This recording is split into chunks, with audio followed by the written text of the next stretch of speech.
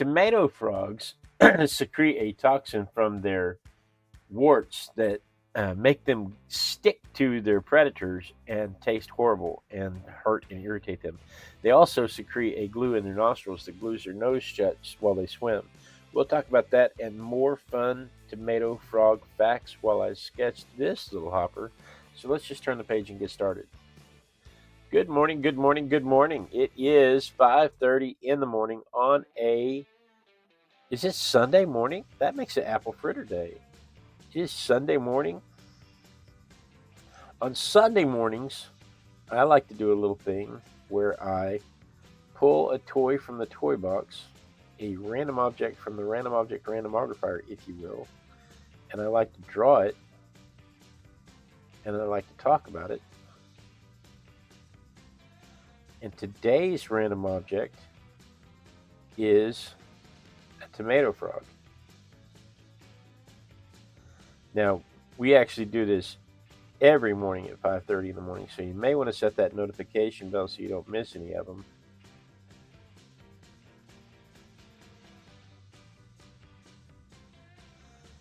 But this little blobby thing is one of the more popular frogs in the pet trade and on the Instagram.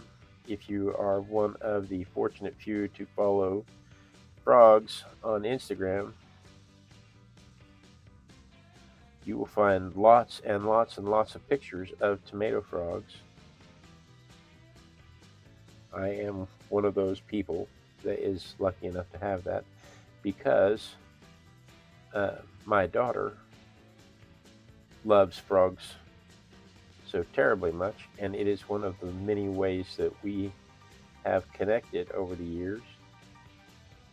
I send her frog pictures 3 or 4 times a day. The tomato frogs are quite popular because of their bright orange color, bright red orange color.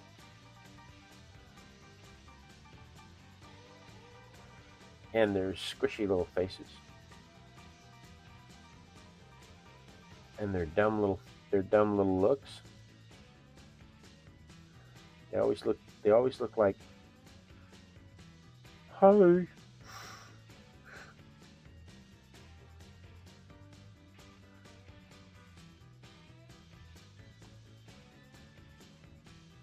But this little guy,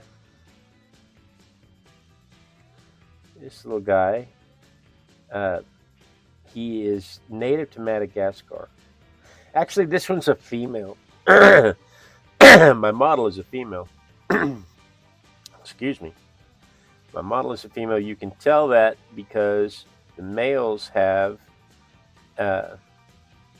black spines on the inside of their front legs to hold on to the females during mating.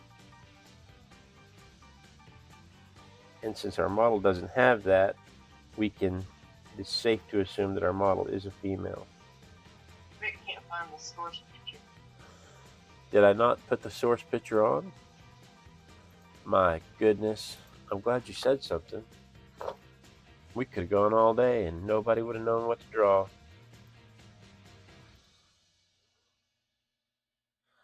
Let's see if we can't fix that problem.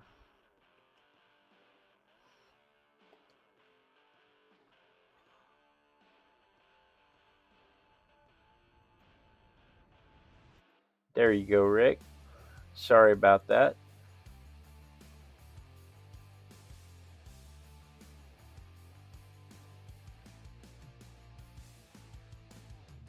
I'm here, Ivy. Just being quiet.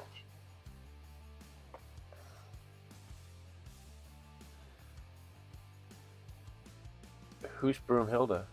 Oh, the frog? Sure, let's call the frog Broomhilda.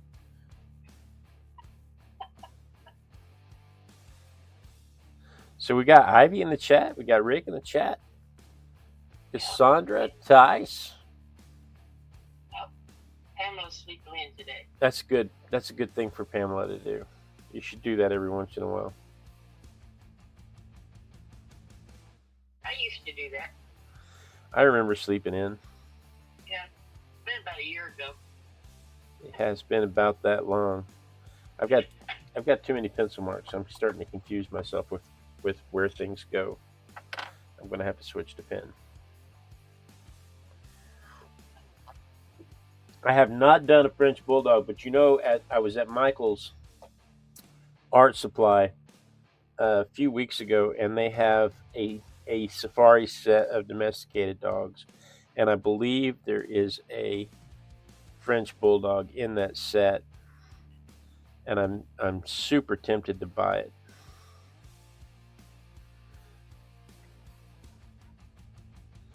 Super tempted to buy it. I struggle with, because I try to find so many facts to talk about when I go to stuff like pets. I feel like we run out of things to talk about real quick, and so I second guess myself about whether or not we'd even want to talk about, French Bulldogs or poodles, or is that something we'd even be interested in? And of course, it's something we'd be interested in. And that's what our nature is, that we're interested in stuff. So, like this little frog. We'd established that this is a female because of the fact that it doesn't have the hooks on the front of the legs, on its front legs rather.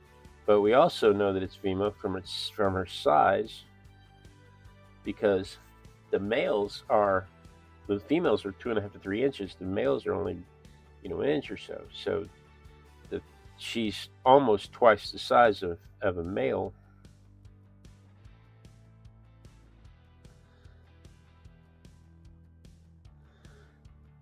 And that's true with a lot of frogs. The frogs in the frog community, if you will.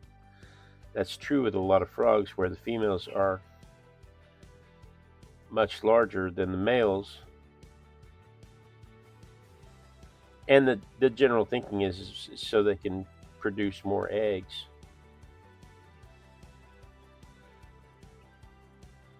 But it's just as likely that they have a culture of liking them big, like them thick. I like them juicy.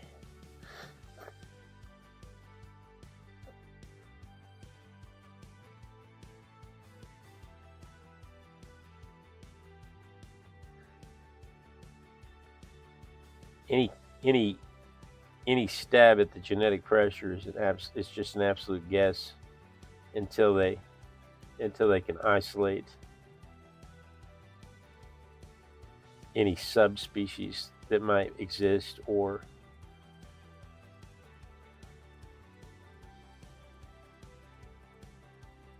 it's all conjecture. We think that the female frogs are bigger than the male frogs because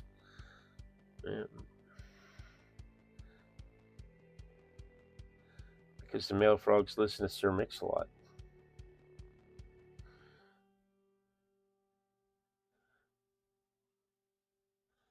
Because the big girls survive better in the wild. Who knows?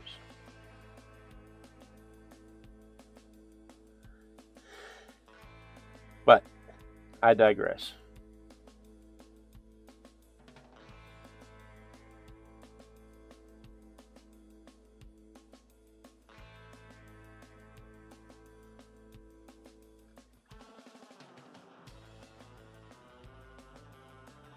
There's a Madagascar movie, the cartoon, and in the Madagascar movie, there's a hippo. I don't think it's the first one. I think it's the second one. It might be the third one. But there's a hippo, and that's kind of his theme song when he comes out of the water. I like 'em big. I like 'em juicy.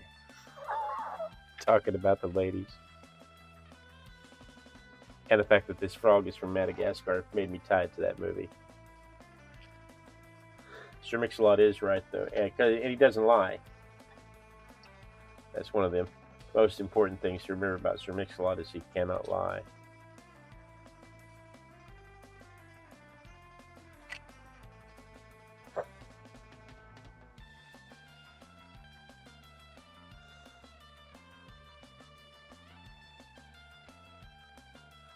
Cassandra says to stream. Oh, Cassandra, you're in Australia also.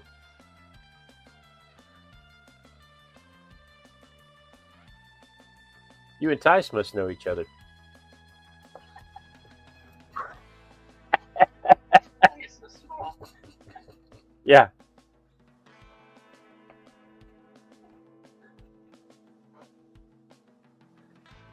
Oh, yeah, that's a joke, obviously. I get that. A lot of times I'll get that, hey, you're from Texas. Do you know such and such? Of course I do. You know there's 6 million people in Houston. Or you see somebody in a certain military uniform. Hey, my so-and-so's in there. Do you know him? Of course I do. He's a really good guy. Of course I do. Yeah, my favorite. You're from Oklahoma. You know such and such. No, I don't. But you know, the funny thing is, I probably do. If you're talking about Oklahoma, I probably do know. I at least know about where they're from and stuff like that.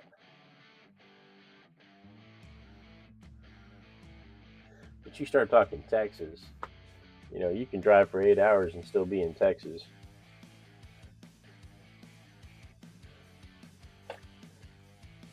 It takes as long to get from the tip of Texas to the top of Texas, from the bottom of Texas to the top of Texas, as it takes to get from the top of Texas to Canada.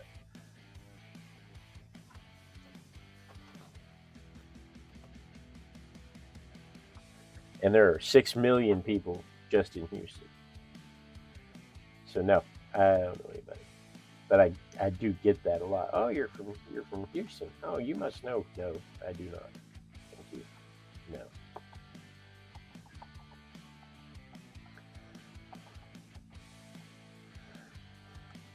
My favorite though is when they start telling you where stuff is, and they start telling you, you know, down by this street. No, I don't know where any of the streets are. I have a 10-block radius that I live in, and that's the extent of my street knowledge.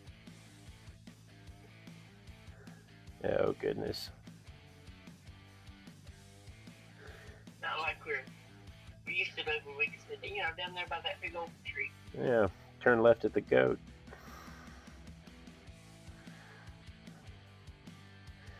You remember where the Dairy Queen used to be? Yeah, go there and turn left.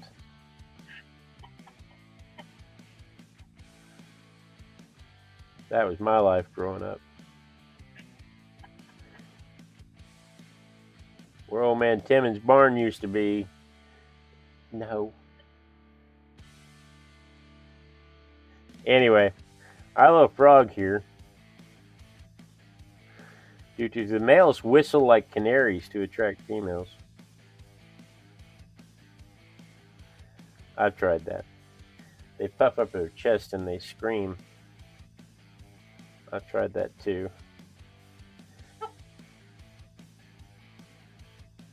And you could say it doesn't work. I mean, my wife will tell you flat out it doesn't work. She would tell you that it's not the most attractive thing I do. But, and I always come back to this, 30 years we've been together. You can say it's not working, but we've been together 30 years.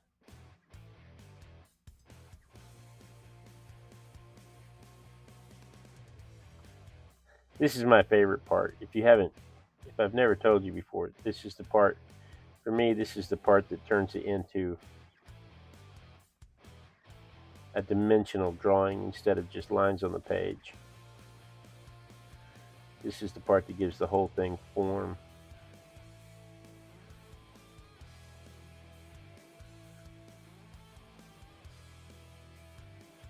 Up until this part, you know, it's just scribbles.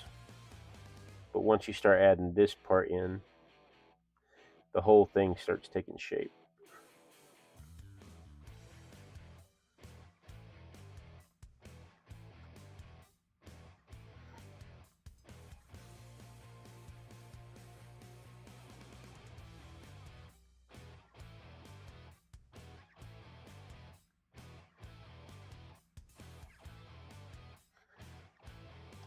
favorite part of the whole process.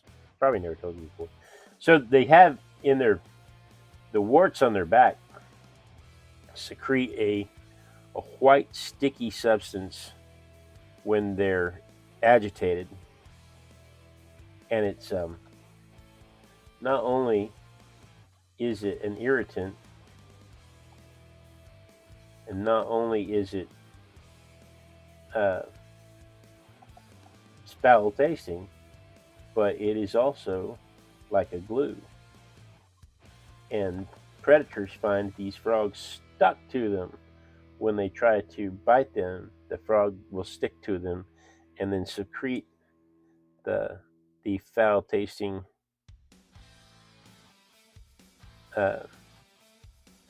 glue and stick to the predator that takes the predator some 20 minutes to unstick from.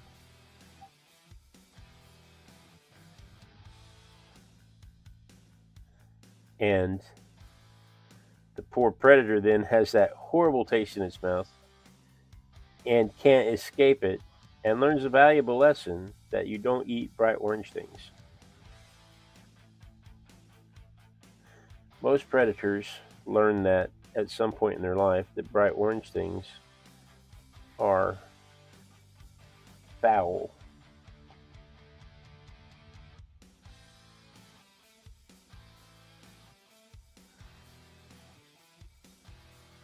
I wonder if the fruit oranges developed the orange color as a defense against predation, because that's backfired. We see that, and all I can think is, man, that looks tasty.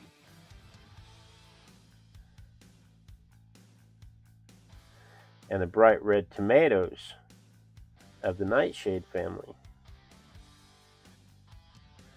which most nightshades are deadly poisonous.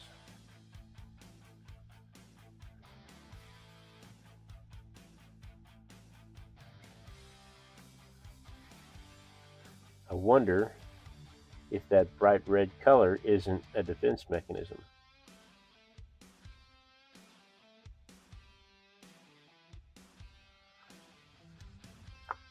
All right.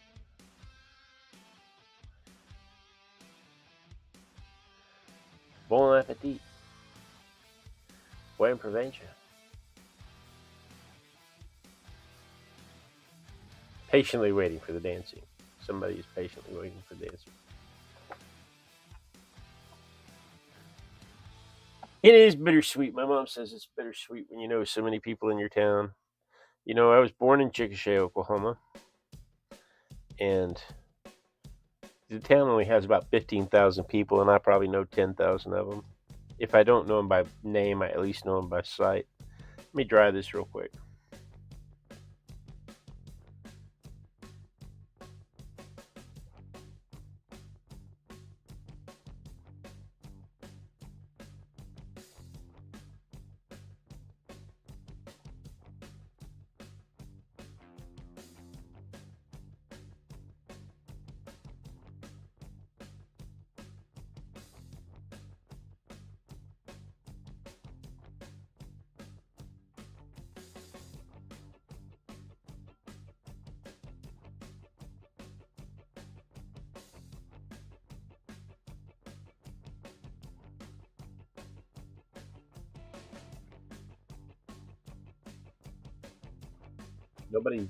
Nobody mentioned that the dryer button worked the first time, and maybe it'll continue to work throughout the program.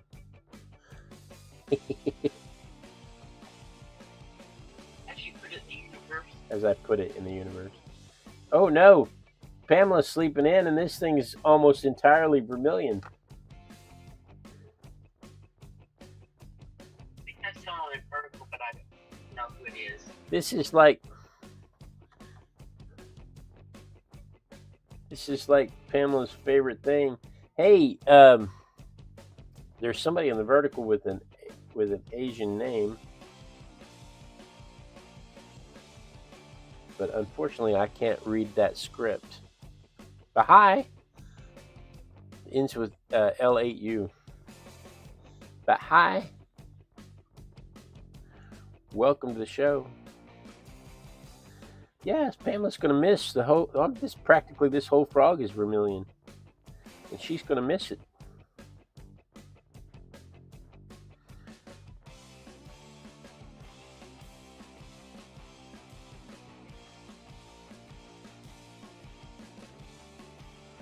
How are we doing on time? Oh, it's already 5:54. We're running late. Luckily, I don't have to work today. It was just apple fritter day.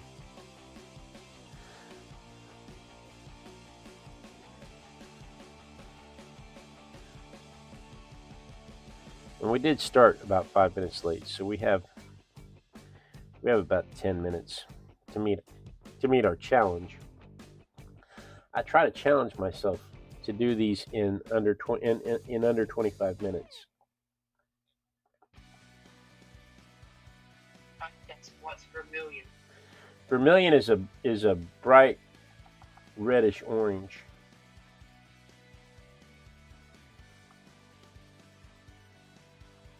And it is everybody has their part of the show that they like you and Claudia like the dancing, and Ivy pretends to like the paint drying, which also means she likes the dancing.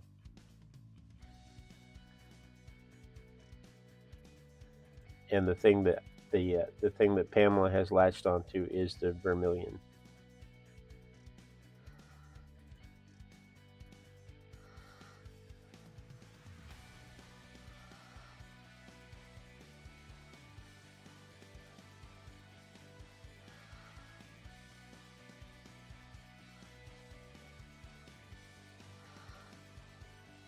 Says he'll have her watch the show when she appears this morning.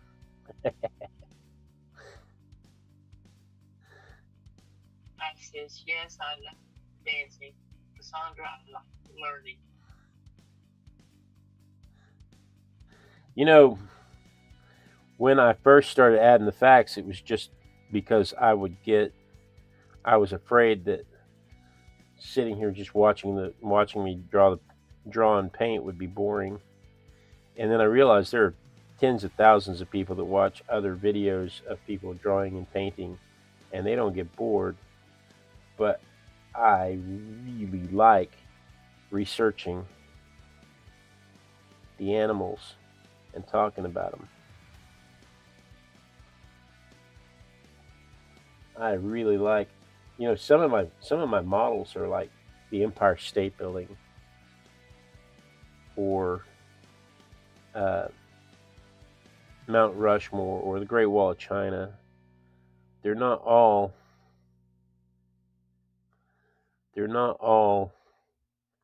frogs and deer and some of them are historical monuments, some of them are people, some of them are airplanes, spacecraft. And I have just had such a good time learning about all of that stuff and sharing it with you guys.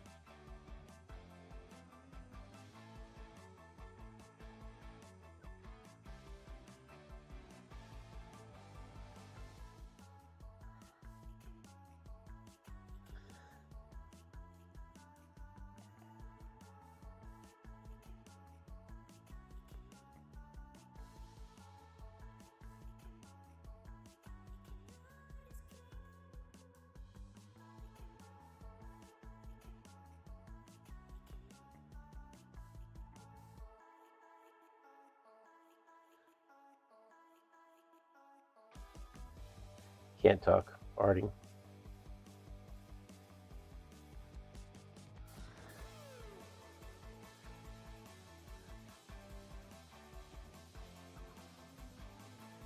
Ivy, I trust you more than Google. That's what Ivy says. Is that what Ivy said? Ivy said it. Yeah. She said that on her show one time. She just happened to be sitting there painting or coloring on her show one time, and an acorn fell onto the top of her book, and she had just made the comment about how she trusts me more than Google, which I think is funny. But she had just made an acorn had just fallen on her, and she says, "I trust you more than Google." And she said, "Hey, Blade, what do you know about acorns?" And as it turns out, right off the bat, I'm like, "Hey, you can boil them down and make ink out of them." And I start spouting off facts about acorns, and I'm like, there might be something to this.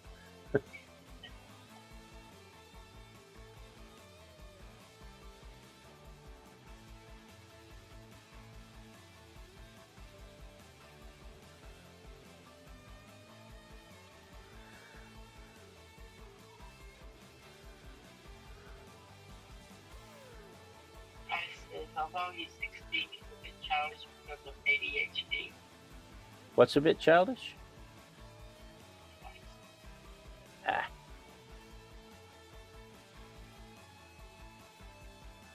what my excuse is. That's not. Yeah, what's my excuse? I'm of the opinion that we all have some level of ADHD. The ADHD is what gives us our creativity and our ability to bounce from idea to idea.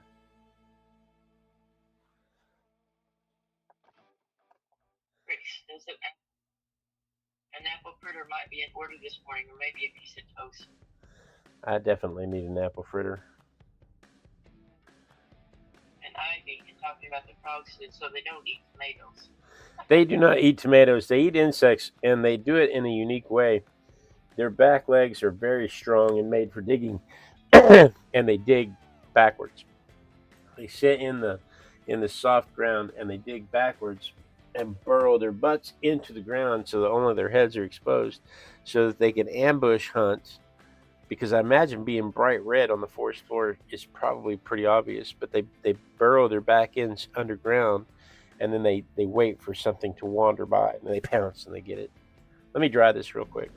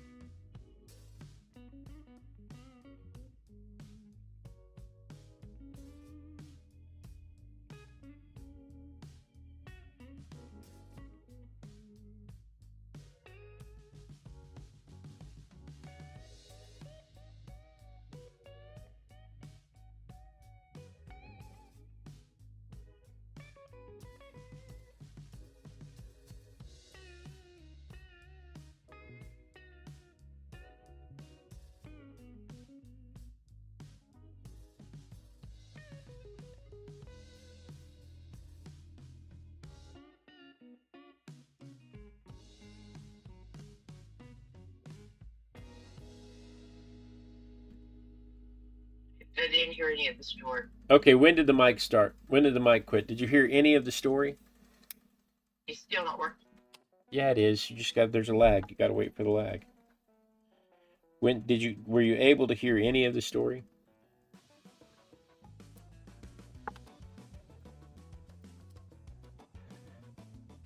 Okay, so I can see the mic is working again. Did you hear any of the story, or did it cut out before the story? Oh, well, I guess you missed it.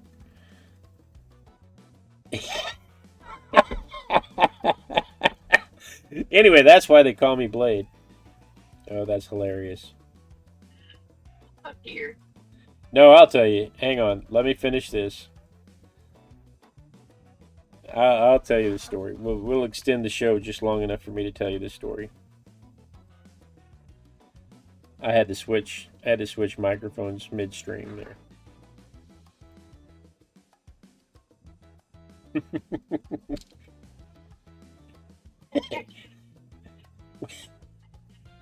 In Monster, I think I can think of that scene in Monsters vs. Aliens where the guy just keeps slamming down and he comes up and he says, "And that's why I'm the way I am." She didn't get any of that story. All right, what is today? Today is the 12th. Ooh, I got to get my taxes done. I tried to do my taxes last night, and my beautiful young bride has hidden her paperwork from me, and she won't be home until this afternoon.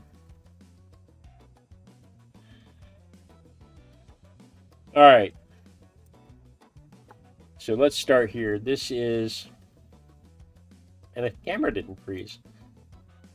Here is my version of it compared to the photograph. Let's see it. No, I'm going to tell you the story. Don't go away. I'll tell you the story. I know you got to get to church, but I'll tell you the story. Hang on just a second.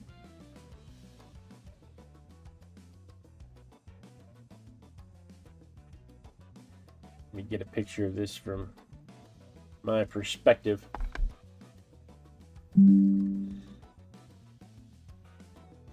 Okay, there it is from my perspective. So that's what I did today. Tomorrow, this thing is marked. Well, and it is a pink Amazon dog. I thought so. We got a little egg here, and in our egg we have the number 107, which means that I have to pull off the shelf something that doesn't fit in the egg with the corresponding tag of 107. And this is a pink Amazon dolphin. This is a bolo. This is a pink Amazon dolphin.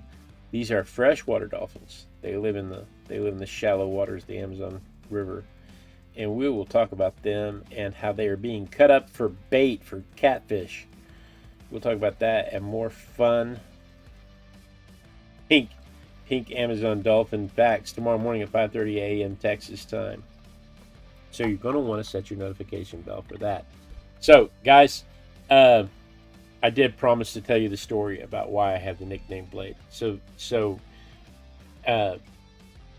when we were being mobilized to go to Iraq, I was put in charge of the line to move people from the one side of the barracks where you were free to move about as you will to the other side of the barracks where you go from there to the plane to fly away. And we were told that you couldn't have any personal weapons. You couldn't have any knives, no guns, no nothing. You could not have anything, any weapons that were not issued to you by the U.S. government. And having been our first time through an amnesty check for many of us, a lot of guys were worried that this was just an opportunity for them to get in trouble.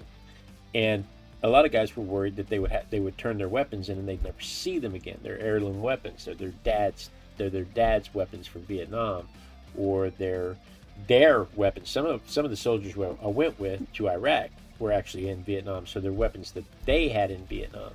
And so they had some of the weapons were just really very expensive, and they didn't want to lose them. So we're standing in this line, and I embellish this story every time I tell it. But we're standing in this line, and I'm in charge of keeping order. I'm walking up and down keeping order of the things. And the people are, and the guys whom I've known my entire life, because it's a National Guard unit, I've known most of these guys my entire life. And they're like, hey, Specialist Manning, hey, can you keep this for me and keep it safe? Absolutely, I got that for you. And they're handing me pocket knives and belt buckle knives and boot knives and Bowie knives and Rambo knives and a machete. One guy hands me a little machete. It's about I don't know. It's not too big. How do I get this whole thing? It's about that long. And I took it and I just slid it down the back of my shirt and I continued on. And 9mm, a 38, and just various little things like this. And so everybody goes through the line, and I'm the last person going through the line because I'm in charge. And so I go through the line, and when I walk into the amnesty checkpoint, there's my platoon sergeant, there's the battery first sergeant, there's the battery commander, there's the battalion commander, there's the sergeant major, and some warrant officer I've never met or ever seen before or since. And they're all standing there, and they don't care. They're busy. They've been doing this all afternoon. They're tired. They want to be done with it. And I'm the last guy coming through, and my platoon sergeant says, "All right, Specialist Manning, do you have anything to declare?" And I say, "Yes, I do." And I start emptying my pockets of pocket knives and stuff. And I take as long as I possibly can. Let's see, I got this one. Oh yeah, there's this.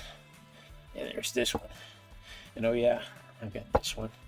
Oh, and there's these. And then here's this.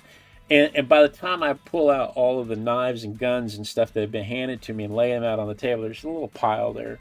And in my mind, the pile's like this high. It's not. It's only like 15, 20 weapons.